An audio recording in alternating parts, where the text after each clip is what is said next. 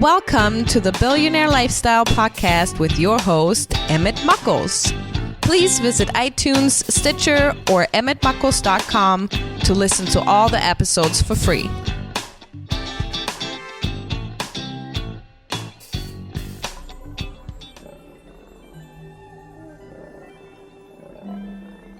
Ladies and gentlemen, welcome to the Billionaire Lifestyle Podcast with Emmett Muckles. Please, absolutely, you must do this. You must go to iTunes, Spotify, TuneIn, Stitcher, all these places, and let me know that you're listening by sharing it with a friend. Also, leave a comment. Say, hey, Emmett, your voice is great. Hey, Emmett, you sound like you have a cold. Emmett, something. Just let me know that you're out there. Here's another thing too. So I'm getting to this point where I'm running out of ideas. I'm telling you, I'm just going to tell you. And I don't want to just think of things out of the air to give you guys. So here's what I would ask you to do. Send an email to emmettmuckles.com or go to the contact page at emmettmuckles.com. The email is info@emmettmuckles.com, or you can go to www.emmettmuckles.com, find the contact page and say, Emmett, I would like to find out more about XYZ. It could be crypto. It could be why my wife won't have sex with me, why my son plays video games, whatever it is dealing with your adult life. I want to talk about that. I want to find out. I want to help you out. And I always bring guests who are great solopreneurs, conscious creators, people who can give value to your life. And I'm doing the same thing today with Robert Slattery. Now, Robert Slattery is a speaker, consultant, real estate broker, and author. His book, Math Wins, goes more in depth around the 7-step process to achieving financial freedom through owning and rental properties. We were talking about this pre-show, so I'm gonna let you guys know a little secret. He's been in the real estate industry for over 20 years, and he knows that his process works. We were talking about this. I'm telling you, I'm giving you a precursor. He owns over $7.5 million in real estate and has helped dozens of his clients hit the 7-figure net worth to be able to live the life they want. You hear that? I want you guys to take that in. Live the life they want, because his people have found out what they need and then go, okay, that's what I want. And he helped them to get that. Roberto, how are you today? Thank you so much. What a great intro, man. Nobody's talked that big about me. That was great. Thank you. Appreciate you having me on the show. So what got you into real estate? Great question. I hate giving up my time to other people, and I don't make a very good employee. So I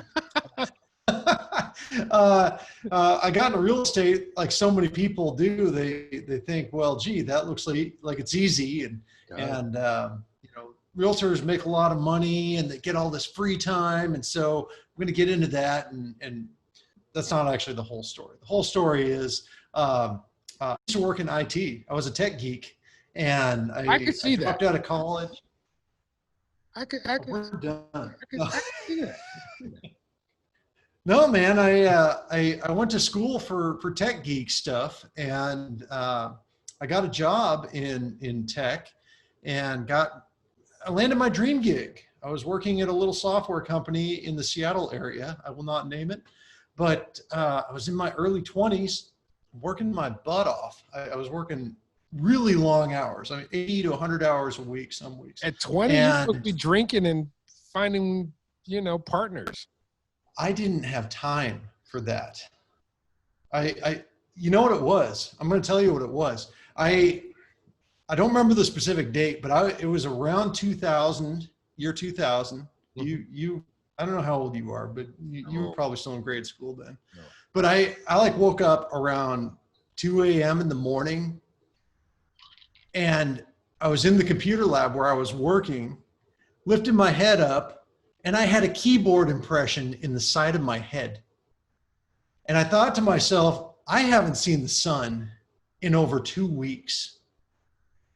all I did was work. I was fresh into my career and I wanted, I was on fire and I wanted to make a lot of money and live the big dream and all that.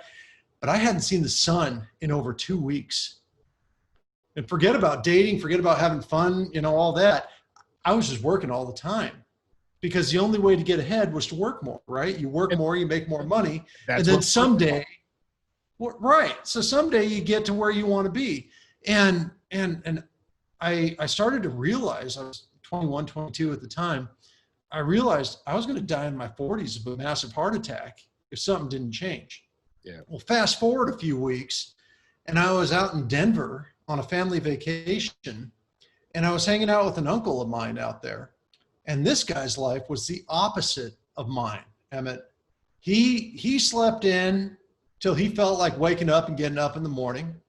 He drove a new truck. I'm a truck guy. And so every couple of years he would drive his Chevy pickup truck down to the dealership and be like, well, the tires are a little low. So why don't you sell me one of those? Because they have new tires on those new trucks. And he would write a check for that.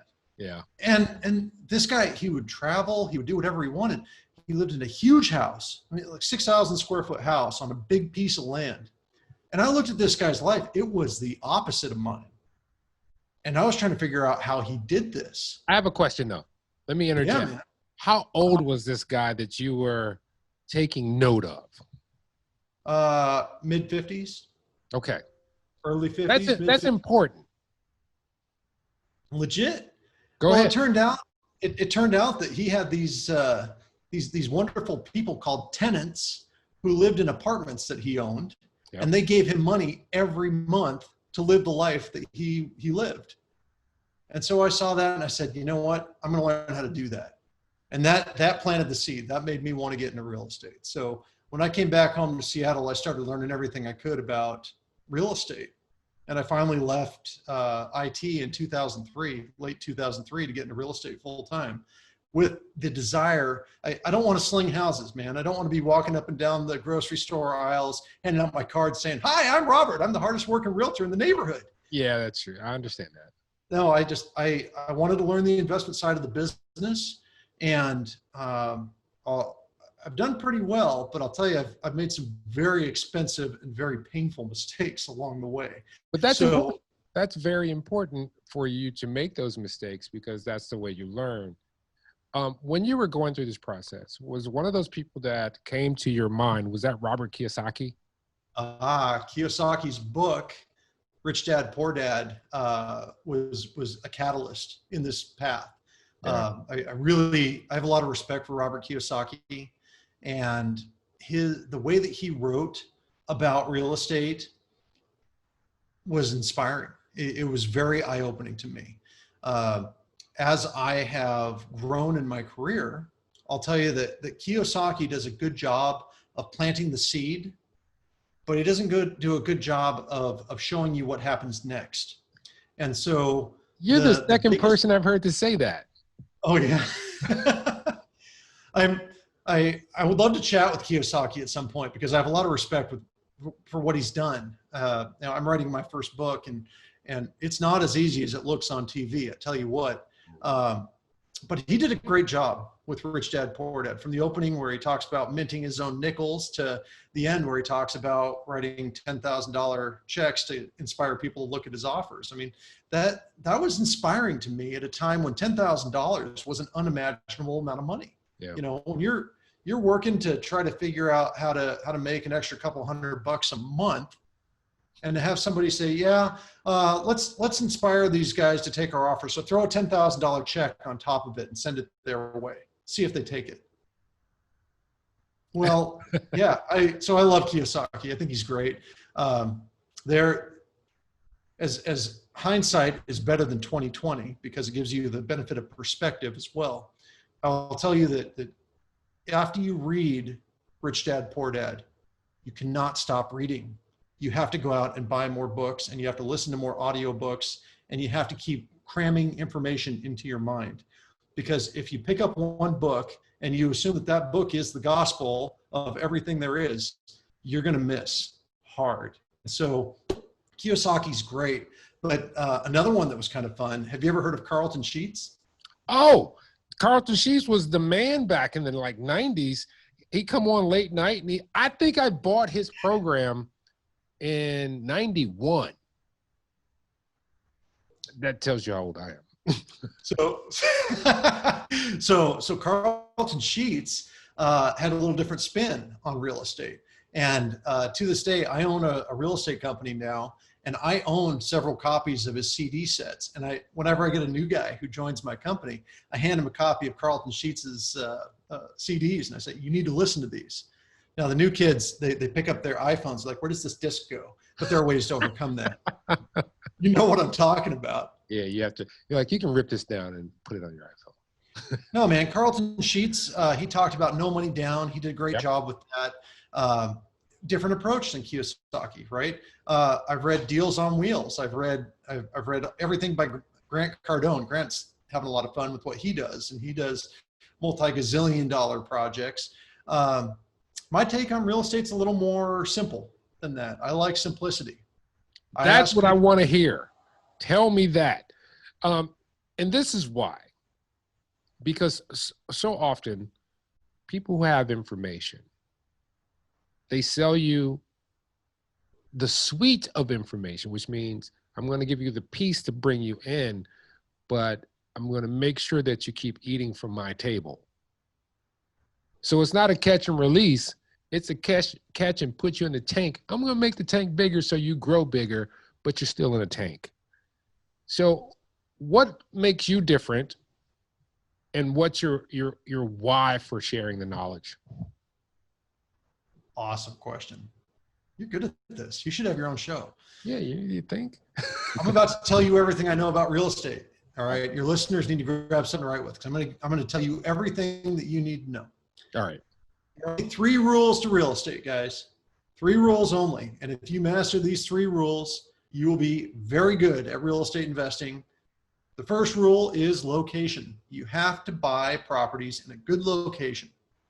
The second rule is location. You have to buy properties in a location that makes sense. The third rule is location.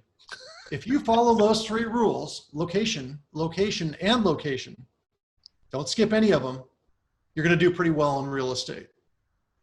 No, man, it's very simple. So taking a step back, I ask people why. I say, why are we having this conversation? And you can't get into the what and the how until you identify your why. Yeah. And so if I can, I can mention my website here, right? Of course. So I've got an online workshop called Blackwell Workshop, where I unpack this. I've got a YouTube channel and all that. We've got a free version. We've got a paid version. Free version tells you everything I'm about to tell you right now, only in a lot more detail. The paid version, I do it with you, and I'll show you how to do it. But the question is really simple. How much money do you want to make each month to live the lifestyle you want to live? What's the name of your podcast? Billionaire Lifestyle, right? Okay, well, I'm going to tell you that most people cannot fathom how to spend or allocate the kind of money that they would need to live a billionaire lifestyle, because they're not there yet. Actually, that's what's funny, because this is not about money. The billionaire lifestyle is not about money, which we'll get to in the end. But most people, and this is going to be a divergence here. I see these things. You can make 6 figures. You can make this. Depending on where you live, you don't even need 6 figures. Amen. A lot of times, a good 5-figure income is abundance. But we live in a society that's built off capitalism, which means you have to constantly spend and be in debt for the country to actually prosper. So people have been, excuse me, mind fucked in looking at the shadows as real things. So that's one of the things I talk about. I know what my number is. If someone was to say to me, Emmett, how much money do you need to make per month for you to be happy and situated? And it's not a big number. Because so that's where I start, man. And I agree with you 100%. I agree with you 100%. And when I didn't say how much money do you want to make. I said, how much money do you want to make to live the lifestyle you want to live? That's what I'm saying. For me, I want my house paid off. I don't want a mortgage payment. Don't want a rent payment. I want my cars paid off. I don't want any car debt. I don't want any credit card debt. I want to pay cash for things. I want to be the last Slattery on my branch of the family tree to ever have debt. I've had debt. I have debt now. Within the next 8 years, I'll be debt free, except possibly some of my investment real estate. But no man will be able to come to me and say that I owe them money. And that's what I want. I want to be able to go home at night and know that my house, my home, where my wife and my children live is secure. That's what I want. I want to travel once a quarter. That may sound like something insane, but I want to travel. I want to go on a quality trip with my family at least once a quarter. And I want one of those trips to be with just my wife, someplace memorable. I took my wife to Paris 2 years ago. It was amazing. And that's the life I want to live. I know what my number is. And I've built a portfolio of real estate that provides that income even through these turbulent times with COVID and all the insecurity in the economy. We're doing fine. And it's not because I got lucky. I've got the scars to show that I've done this the hard way. And my goal, you ask why I'm doing this, I want to show other people it's completely doable. And I can show them how to avoid some of the arrows and some of the pitfalls that I've hit along the way. So what about credit ratings? Duns and Bradstreets. A lot of people don't even know what Duns and Bradstreet is.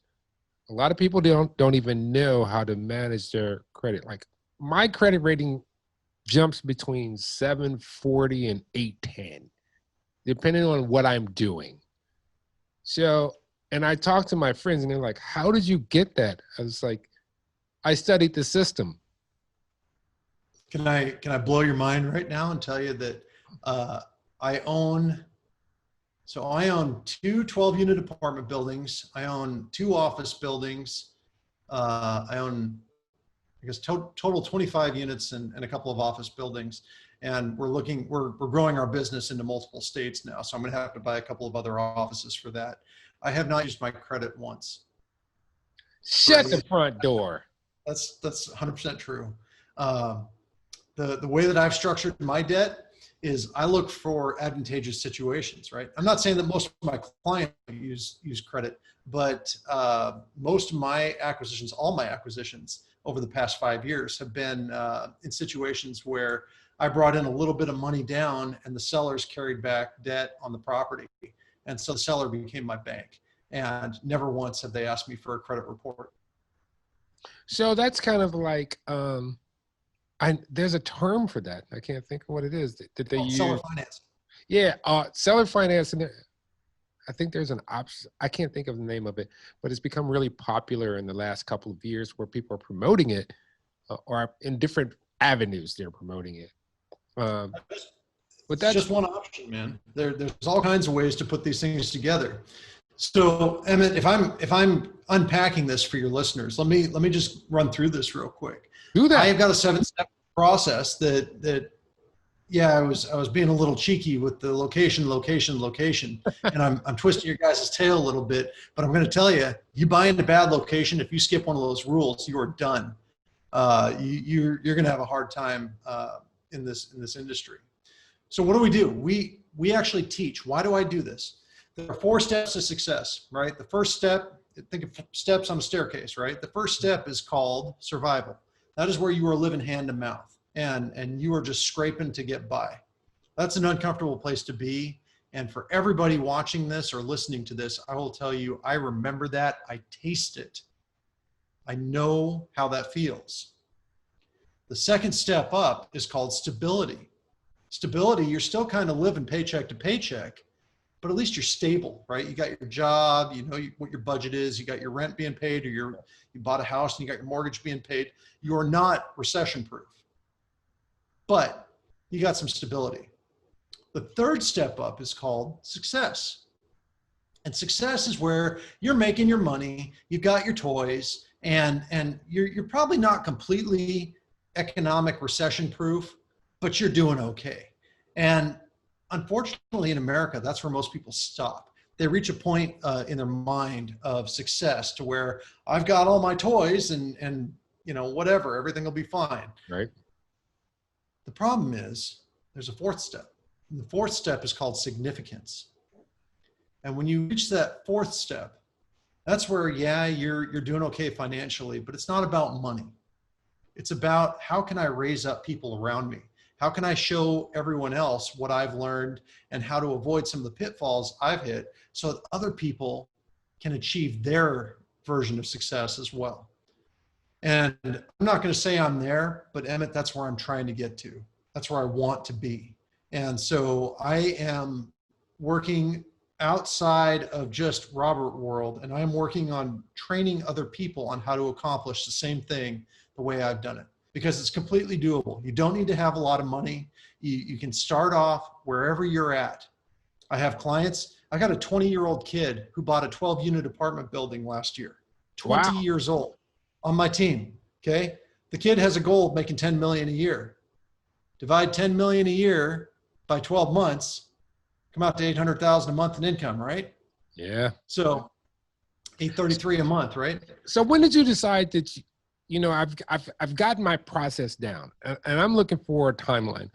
When did you say, all right, I need to go to that next step where I shared this with the world? When was that revelation?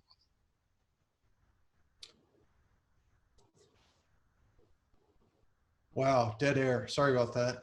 No, man. That's a good question. I mean, and I say this particularly because we are two men, and I hate to say it like this, but I like keeping things real. There's a definition to our biology, our firmware, and men have a thing in their life where they go from one point to another, and it's a definable moment. And there's several of them. It depends on whether you're talking about your spirituality, whether you're talking about your finances, whether you're talking about relationships. You have those moments. I gotta quit drinking so much beer. I need to get married. That girl's a good girl. Boom, good. I need to quit spending so much money on dumb stuff. I need to start saving in my 401k. Done. You know what I'm saying? So there was a moment where you were like, okay, I've kind of hit my stride where my goal that I talked to or thought about back in the early 2000s, what's the next step, like you said? And you said, I need to share. This is biblical. This is all the teachings say you should become a teacher as you age. And you hit that point. That's why I'm just trying to find out, when was that point or that series of months where you were like, oh, that's what I'm supposed to do next? I'll tell you, I've tried doing my workshop in the past in a live format. And in February of this year, I was scaling up a portion of my business to grow here in the Puget Sound region. And we were about ready to hire a whole bunch of new staff, and things were getting kind of scary financially. And then COVID shut everything down like that. Yeah, it did. And about that time, I had met a man by the name of Pete Vargas. And Pete owns a company called Advance Your Reach. And his entire shtick is he teaches people how to tell their story on stages and get out and tell your story. Yeah. Similar to what we're doing here, okay? And I got tuned into Pete's programs and started learning from him. And what I realized was, this is humbling, man, but I was thinking too small.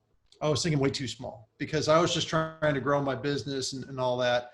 And if you are telling me that there is a defining moment, I'll tell you where it was. It was in front of my computer early March when I made the decision to pull the plug on starting the other new division of our company because we couldn't have launched it with COVID.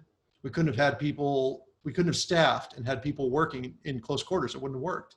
And instead, I devoted my time to really digging in and figuring out what my gift was and what I was trying to get out there. I am wildly passionate about teaching people how to get into real estate and how to replace their income so that they can take their gifts, take their passions, and give that back to the world. They can build up the community around them. That is what I want to see. I don't want someone working a job that they hate because they have to. I want people to figure out and learn that if they focus on allocating their money in smart ways, everybody needs to rent at some point in their life. Everybody needs a first apartment. And those are what I focus on. I'm not buying big high-rise buildings. I'm not buying luxury apartments. I'm buying entry-level housing because my tenants are the gal who makes your Starbucks in the morning, or the young man who pumps your gas, or the the kids that work at Walmart that are bagging your groceries. Those are my tenants. They usually need a roommate to pay their rent, right? To be able to make rent. My argument is pretty simple. If you buy a property that is a property that you'd be willing to live in, and you make it available to somebody at a reasonable rate, whatever the market rate is, at a reasonable rate, so they can live and they can have that first apartment experience with you, they'll do it. And they will give you money every month. And now it's just a math problem. How do I figure out if a property makes sense for me to buy and get ahead? Because after those tenants move out, some other tenants are going to move in. And so now it's just a math problem. Okay, I need to make A plus B plus C equals my monthly amount. That's all it is. That's why I named the book Math Wins, because no matter how you slice and dice it, math always wins. And that's why you come down to why you said initially, because we had this conversation before we went on air. Location, location, location. So what about tenants? You know, for most of the people who are landlords, and even if you look at the news today, you hear with COVID, you hear about tenants, especially with commercial properties and large scale items. How is that situation? Because that might be scaring some people from actually becoming entrepreneurs in the real estate market. And that's what we teach about, right? At the workshop, we go through all that. You'll hear in the industry, tenants, toilets, and taxes, right? Those are the big 3 T's that people are afraid of. And I just put it like this, man, this business is real easy until you get people involved. But hey, if you go through the steps that we first thing, figure out your why. Second, you got to get your money right. Before you even talk about getting tenants, you have to have your money right. Okay. And we talk about that. I can't dig that. That is a full hour just talking right there about getting your money right. The section of my second book, I'm already outlining it. Okay. Get your money right. Third, we talk about what real estate is and what real estate is not. Then we start talking about looking for properties and analyzing properties. After we figure out how to do that, we talk about how to write an offer and how to underwrite a property and make sure it makes sense. Only after you've been through all that is it time to sit down and figure out, what do you do about these tenants? Because tenants and property management, you do have to have a plan. If you don't have to have a plan, or if you don't have a plan, you're toast. You can't just set it and forget it, because as soon as you buy a property, things will start going wrong with it. That was the next thing I was going to ask you about, including maintenance, because you're not going to do everything. You'd be running around like a chicken with your head cut off. Do you teach about that too, including that in your overall numbers scenario? Absolutely. So we analyze properties based on 4 key metrics, right? We look at cash flow, which is the amount of money left over at the end of the month after you pay all the bills. We look at appreciation, and that's how much the property appreciates over time. It goes up in value over time. We factor for depreciation, which is a tax benefit, and we look at debt reduction. We buy everything with a 30-year fixed, and so just by benefit of your tenants making their rent payment to you and then you paying your mortgage, it lowers the balance on that loan every year.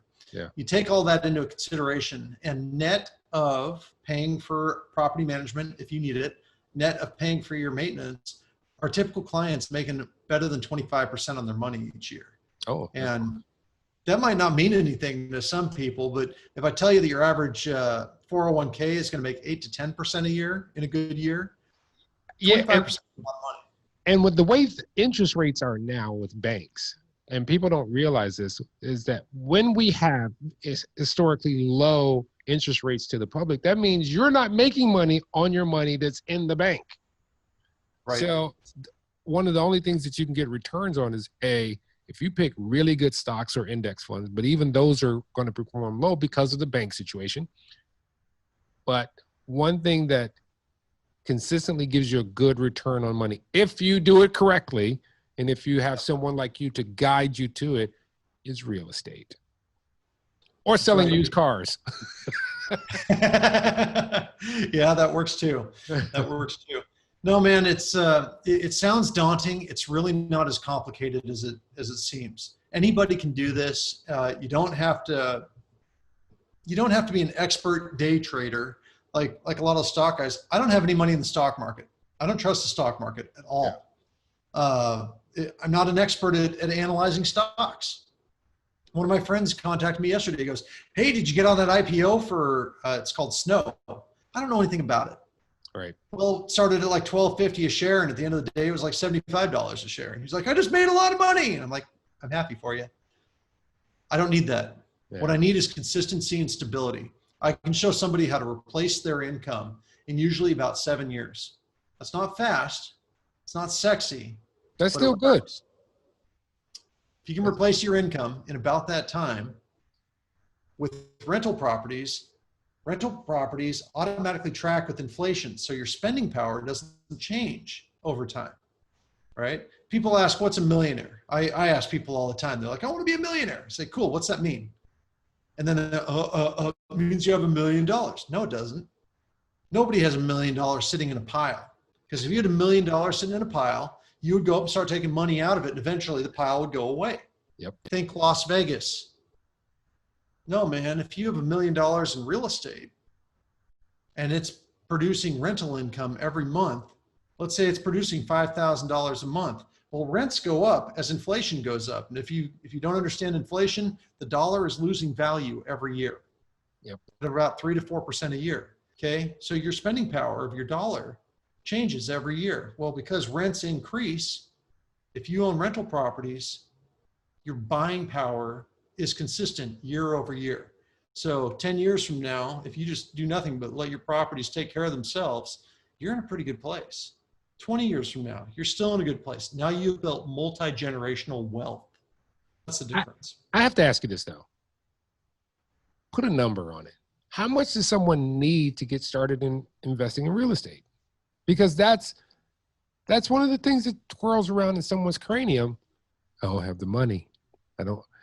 Instead of saying I don't have the resources, but I'm just saying this for the typical person who is thinking about it, but doesn't know anything. So what does it take? Typical person, listen to me right now. Pull out your phone and I'm going to give you a free gift. Name of my company is Blackwell. I named it after this building I'm standing in. It's called the Blackwell building, Blackwell Mansion. You know, that sounds like an ops like an ops operation, like. All right, Blackwell. Wet work to supplement the budget here, but no, Blackwell. So go to blackwellgift.com/billionaire. Go to blackwellgift.com/billionaire. And I've got a free gift there for you. Because I'm going to do two things. Number one is I'm going to give you a free report that talks about the 5 big mistakes people make when they're first buying rental properties. And the second thing I'm going to do for you is if you want to sign up for my class, I'll have a link there. I will include a link to the free version of my workshop.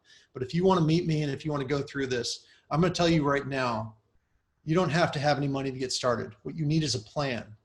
I got 2 brothers. One was a Marine, one was a Navy guy. All you military guys out there just threw jokes at both of them, and that's fine. These 2 brothers just bought a 4-plex with nothing down out of their pockets because they came to me and they said, "We want to be wealthy someday. We grew up in a very meager household and very lower class. I mean, they scraped by." Yeah. They said, "We're both former military. We want to get ahead." And so they bought this 4-plex with nothing down thanks to the VA. I told you the story of that 20-year-old kid who just bought an apartment building. 20 years old. He hasn't made any money. He's a year out of high school. Yeah. Okay. So go to blackwellgift.com/billionaire. And if you want to go through my full workshop, it's a $997 course. I'll take 50% off that cost because you listen to my good friend Emmett here. All right. Okay. So that information's there for you. And the answer is, Emmett, it doesn't take money takes a plan. You got to manage your money. You got to manage what money comes in. You can't just go out and spend it all.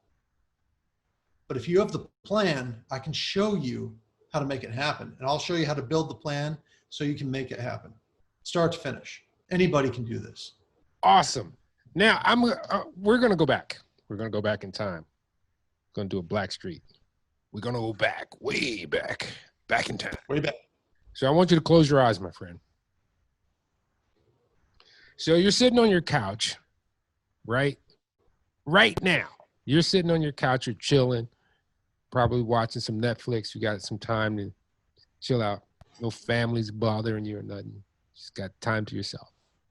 Sitting in your house, and all of a sudden, doorbell rings, and you get up and you go to the door, and to your utter amazement, there sits the 21-year-old you. And he says, dude, you're doing good. What do I need to know right now to get to where you are just a little bit faster? I may have just slapped him. Yeah, actually, my hand hurts right now. I tweaked my shoulder right there. I may have just clocked him. I'm going to tell you, man. He just wants to make the journey easier.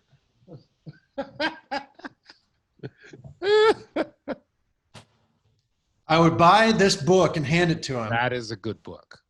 And I would say, do not touch credit cards ever, ever. And I tell this to my children today. My children are 6, 8, and 10.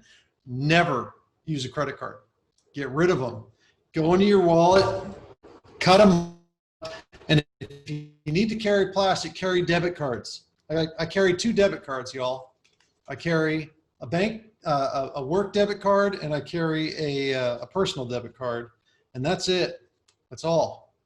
And the reason why is because the system wants to get you drunk on free credit, on free money. The way that the United States economy is built is, ooh, you're getting me on a tangent here. Let's go. Let's kick it. All right. You want to really make your head explode, read The Creature from Jekyll Island. It's a book about that thick. It'll tell you exactly how the monetary system in our country is designed to get you in debt. Okay. And the way it works is you go and you get a job and you're making money and you're working your butt off and you want to make money because you want to get ahead and you want to buy that Lambo someday and you want to live in a big house and have, a shower that fits 15 people and whatever your thing is, right? I'm about it. And then they take taxes out of your paycheck and you're like, whoa, that's not right. And you're looking at your paycheck, which is now about 3/4 of what you thought it should be. Yep. And then you decide, I need to go get the newest iPhone. So you go and you get an iPhone 11 and you're like, wow, here's my iPhone 11. And you don't have $1,200 for your iPhone 11, but Apple says, don't worry. We will let you take that iPhone home today. And all we're going to do is charge you $28 a month. Oh, but don't forget the $17 a month in insurance and the $50 a month for service plan. So all in, you just, and taxes and fees and all that. It'll be $112 a month, but you can have that iPhone today. And now you got your iPhone. For 36 months. And then you go out and you're like, I don't want to ride the bus. And so you go across the street to like the used car lot. And they say, don't worry, you don't need $5,000 to buy this used car. You can walk out the door today with nothing more than a signature, but each month we're going to take $300 a month out of your budget. At 28%. Pretty soon, and then all of a sudden your paycheck feels smaller. So then you work harder, and that, my friends, is called the rat race. So you want to get me fired up? That I hate the rat race. That gets me fired up. So you asked me, talking to the 21-year-old version of myself. After he stands up off the ground, because I did just deck him, I say, get your money right. Stop trying to act rich and start getting rich. Because as soon as you stop trying to impress everyone around you and you say, well, let's see, what do I need? You made a great point, Emmett. You said you don't need a 6-figure income in most situations. You need to figure out what's important to you to live the lifestyle you want to live and put a number on that and go out and make it happen. That's my passion, man. So 21-year-old me was addicted to free money. I was addicted to credit cards. At one point, I had $15,000 to $20,000 in credit card debt. I had no income. I lost my job. I had creditors calling me every day. I had that too. Until my phone got shut off because I couldn't pay my phone. My phone was shut off long enough that I lost my phone number that I had. You want to talk to the 21-year-old version of me? I wasn't real impressed with them. So why am I out talking to people about this? Because there's such a better way than what 21-year-old me tried to do it. Awesome. So how can people find you? Hit me up at the blackwellgift.com/billionaire. I will have all my contact information there. I'm happy to interact with any of your listeners and show them how to get started. What about Facebook? Facebook.com/ let's see, Roberts. Oh, what is my thing? I'm going to have to put my link on there, man. I don't know. I've got a shortcut there. I'll put it in. You can hit me at robertslattery.com. All my socials are linked right there. That's my main site. So Robert, Slattery, robertslattery.com. And all my socials are linked there. So you can hit me on LinkedIn, Instagram, Facebook, whatever. Are you doing any Zoom meetings, Microsoft Teams? Are you doing anything to interact with the public during this changing? I do. Diaspora? I do. I will. I ask people to email me first and have an initial conversation. My schedule gets booked a couple weeks out in advance. And so you can hit me at robertscalendar.com and see if you can find a time there. All right. Well, I want to thank you so much for being on the Billionaire Lifestyle Podcast. Appreciate the opportunity. This has been interesting. This is great. I love what you're doing. Thank you. Ladies and gentlemen, this is how we wrap up. I remind you of what the truth really is, not your perception, what the truth was before you got to the planet. Let me put it to you this way. You are a billionaire. You are a billionaire 30 days after your inception. I'll explain it to you. A little tadpole with a tail swam up into your mom and met some little biological material that she had, and those two started a little cosmic dance. So it was 2, it was 4, it was 8, and it was 16, it was 32, and that went on for 30 days. That 30 days, you were over 1 billion cells. You hadn't hit the planet yet. So you are a billionaire. Quit tripping and laying value on things that man has created. That's called money. It's only a resource, and it is a new resource at that, because before this time, we used to just barter. Whatever talent you had, I used that, and whatever talent I had, I gave it to you. And so we created value from each other versus giving value to some man-made textile. Here's the other thing. You have to understand and know thyself. You have to understand and love thyself. Here's what you need to do. We are conditioned. We are blown out. Our tires are flat. I need you to pump air back into them. So the next time you go into the shower, when you come out, I need you to revel in what you are. And that is, I need you to drop your towel, be naked, be nude, be as you came to the planet. And I need you to sashay over to the mirror. And I need you to wipe the fog off the mirror. And I need you to just sit there and bask in your glory. Period. That's your God body. That's what you were born. I want you to get close to the mirror, and I want you to look in the eye that's looking back at you in the mirror. It looks like a nebulae in the sky. As above, so below. If you start out way out in the universe, all you see is dots. If you start coming, you get a little more detail. And if you go deep into us, all you see is dots. Those are cells comprising the self. Get it? Self.